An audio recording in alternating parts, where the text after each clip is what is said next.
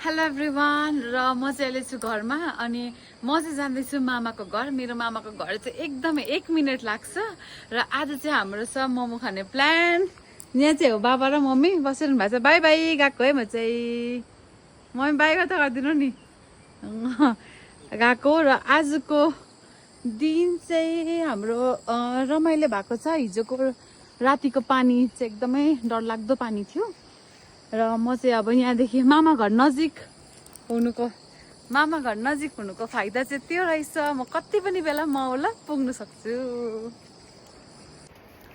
म चाहिँ जाँदैछु मामाको घरमा।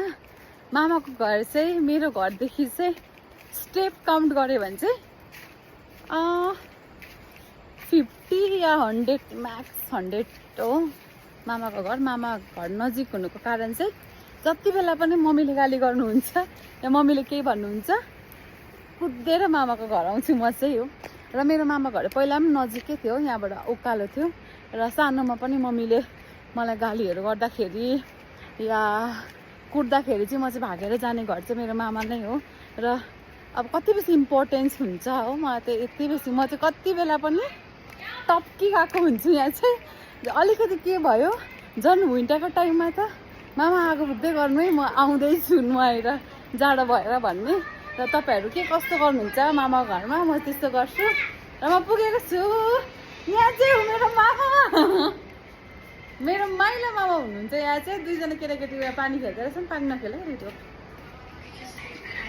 यहाँ चाहिँ ऊ चाहिँ अस्तिको बहिनी हो झालमुरी खाने।